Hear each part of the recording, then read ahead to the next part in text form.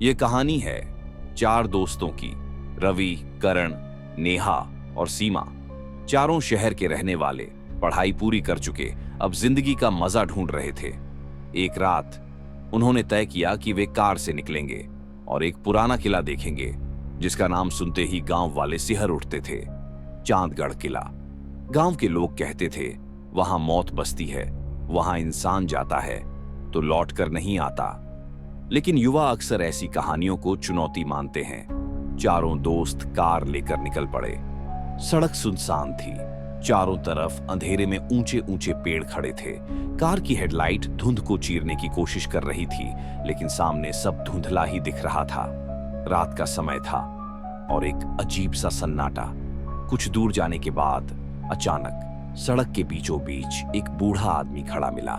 सफेद धोती, झुकी हुई कमर और हाथ से इशारा कर रहा था। रवि ने कार रोकी। वह धीरे धीरे दरवाजा खोलकर अंदर बैठ गया। उसकी सांसें भारी थीं।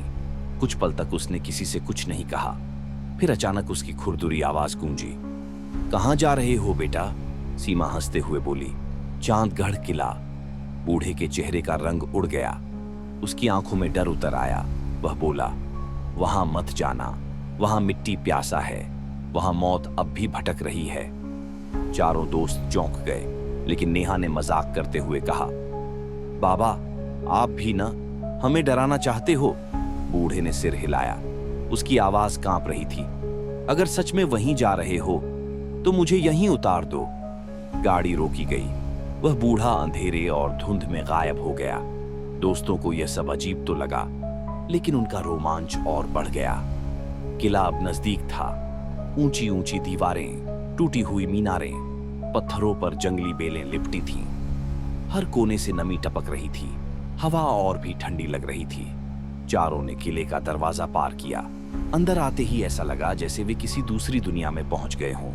दीवारों पर दरारें थीं। कहीं कहीं पुराने दिए टूटे पड़े थे और अंधेरे में अजीब अजीब फुसफुसाहट सुनाई दे रही थी। अचानक नेहा चीख पड़ी। वह जमीन पर गिर गई थी। उसका पैर एक ढही हुई कब्र पर पड़ा था। उसने कांपते हुए कहा, कोई मेरा पैर पकड़ रहा है। बाकी तीनों नीचे झुके और देखा, मिट्टी हिल रही थी, दरारें बन रही थीं।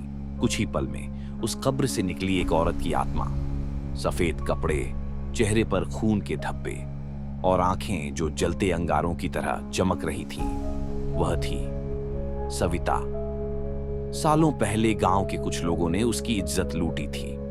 वह चिल्लाती रही, रोती रही, लेकिन किसी ने मदद नहीं की। फिर उन्हीं लोगों ने उसे जिंदा गाड़ दिया। मिट्टी ने उसकी चीखें निगल ली, लेकिन आत्मा वहीं कैद हो गई और अब हर उस इंसान से बदला लेना चाहती थी जो उस जगह पर कदम रखे। दीवार पर अचानक लाल अक्षरों में उभर आया, मैं लौट आई हूं। चारों डर गए। रवि लड़खड़ाकर पीछे हटा और अचानक जमीन पर गिर पड़ा। उसका शरीर कांपने लगा। हाथ पैर अकड़ गए। उसकी आंखें उलट गईं और फिर उसकी गर्दन टेढ़ी होने लगी। उसकी आवाज बदल गई। अब रवि नहीं बोल रहा था, उसके जरिए बोल रही थी सविता की आत्मा। गहरी कांपती हुई आवाज गूंजी, मैं सविता हूं। उन्होंने मेरी सांसें छीनी, मुझे जिंदा दफना दिया। अब मैं हर सांस का हिसाब लूंगी। दीवारें गूंज उठीं। नेहा और सीमा डर के मारे सिहर गईं। करण ने रवि को हिलाने की कोशिश की, लेकिन अगले ही पल रवि जमीन पर बेहोश हो गया और आत्मा उसके शरीर से बाहर निकलकर उनके सामने खड़ी हो गई। डर कर चारों भागे, किले से बाहर निकले, कार तक पहुंचे, लेकिन राहत नहीं मिली। जैसे ही वे घर लौटे, आत्मा फिर सामने थी। आईने में वही चेहरा, खिड़कियों पर मिट्टी से सने हाथ, हर कोने से वही आवाज, तुमसे हिसाब बाकी है। घबराकर वे एक तांत्रिक के पास पहुंचे। तांत्रिक ने सब सुना, फिर गंभीर होकर बोला, वह आत्मा तब तक चैन नहीं पाएगी जब तक उसकी लाश को अग्नि नहीं दी जाती।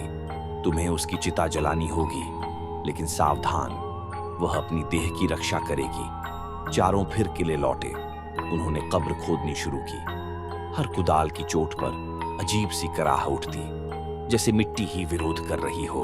आखिरकार हड्डियों का ढांचा बाहर आया और आत्मा जोर से चीखी, मुझे मत छुओ, मुझे इंसाफ चाहिए।